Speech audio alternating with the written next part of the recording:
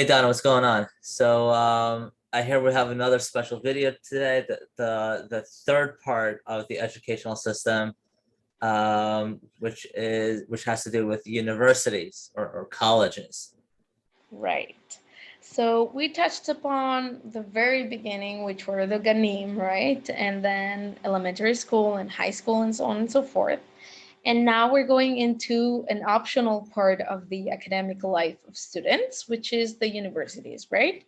So let me talk to you a little bit about the system over here, which is pretty different than in any other country. And we're going to understand why in a minute. So universities, first of all, you have to understand that the focus over here in Israel in education, if we're talking about all the different levels, actually university is the important one. Okay, so high school is important for getting into university, like in any other country, but the focus over here in education is put specifically in the higher education. Higher education system is a very good one, very renowned one in the world, and it has a very quality kind of curricula and professors and so on and so forth. So they put a lot of effort into the equipment that universities are have accessible for the students and the kind of programs that they have. Now, I'm going to say one of the things that is typical of Israeli universities is that they focus on the research part of a academics, right? And it is slowly pivoting into a system that is a lot more practical. So a lot more programs, studying programs that become practical, that become more like of internships and stuff like that, and that connect you already to the professional world, right? Even so, the research part in the labs are a lot of the times in collaboration with private companies, so that it gives you a straight, open door towards the professional life of a person. Okay, or towards the professional system. Yeah. So we're gonna go into a little bit of the specifics. I would say BAs over here are usually between 3 to 4 years. 4 years would be engineerings. It would be law degrees and medicine degrees mostly, and then the 3 years would be most of the rest of the BAs. Okay, that is one. The second part would be the masters. Masters could be 1 year programs if they are intense, and they could be 2 year programs as well. Okay.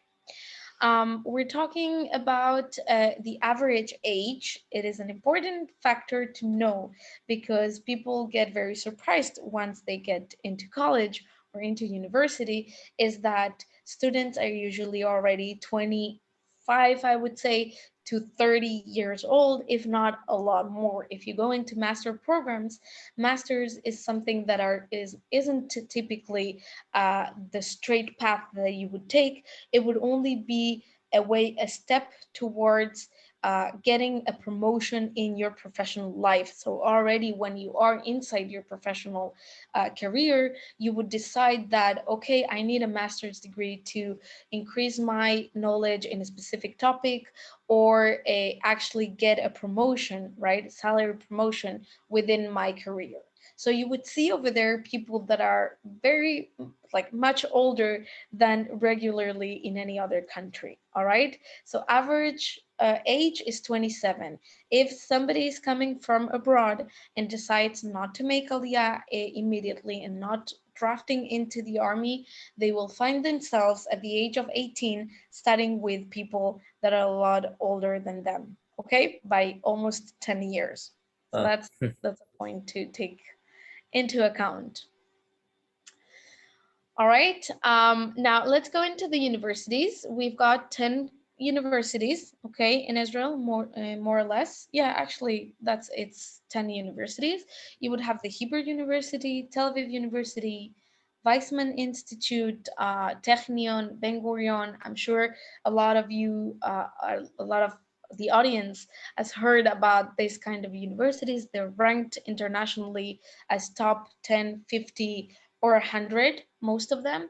And I will say that the particularity about the system over here is that each university is good and excels at one specific topic or a area of studies. So, for example, we would have Weizmann University is mostly specifically for sciences and sports certificates.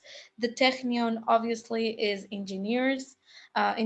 Sorry, Ben Gurion University has got a lot of agriculture and natural sciences going on. Bar Ilan is a lot more humanitarian. Humanities, is that what you call it, kind of Um, degrees. And then you have the Open University. Open University is a topic in of its own, because the Open University is something that does not exist in many countries, and it's a system by which you learn on your own at your own pace. You do not have to be presential at the lectures, and this is very adaptable to when students want to work at the same time as they are studying. Okay, it's important to know that most of the students in Israel do have do tend to work at the same time as they study. Okay, so back to our previous slide, we do have other higher education institutions that are not universities, that are not the public type of system, but rather you have academic colleges, you have technological colleges for certain diplomas, you have the teachers training for people that know that they want to go into being a teacher. Then you have the academic campuses for the Haredi system, the Haredi sector.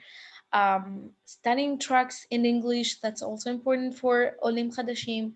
There's a whole different video that I'm going to go through for international studies or English studies in Israel, okay? And then you have different certifications which are like more of courses that you can take, and then they train you enough so as to go into the professional life.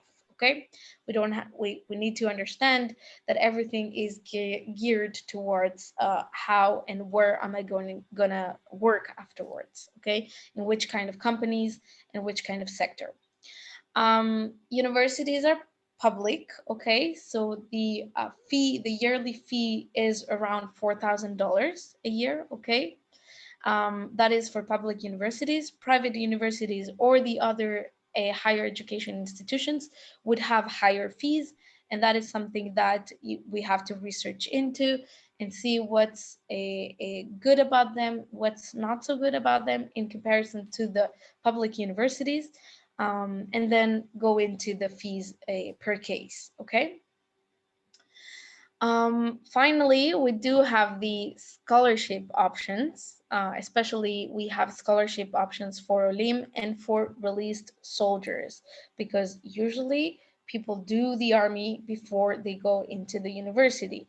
Actually, if you become an Oleh, it is rare that the military system is going to accept for you not to go to the army first and go to university. The only or the main program that you would have is what is called atudaim, okay, or similar to the technician a program that we were talking about last time that we met, and so that one would be through the army with the prior consent of the army and agreement of extension of your army service, military service. And the one that goes for a whole degree and not the technician certificate is in condition or against extending your military service for 3 more years. Okay, it's not 1.5 year, but rather 3 more years, which is considerable, right? For a person that is going into the army, let's say after a 4 years degree, at the age of 22, more or less, he would go into the army for 6 years as a guy and for 5 years as a girl. So ending the whole process before going to working, it would be at the age of 27 or 28. All right. got it. Right. So that is about it for today. Let's just give it time for our audience to tell us what they think about our videos, and give us a little bit more of an insight on what do they want to hear about, and how, either more practical hacks or more of an explanation about the system itself. Yeah, perfect. Sounds good.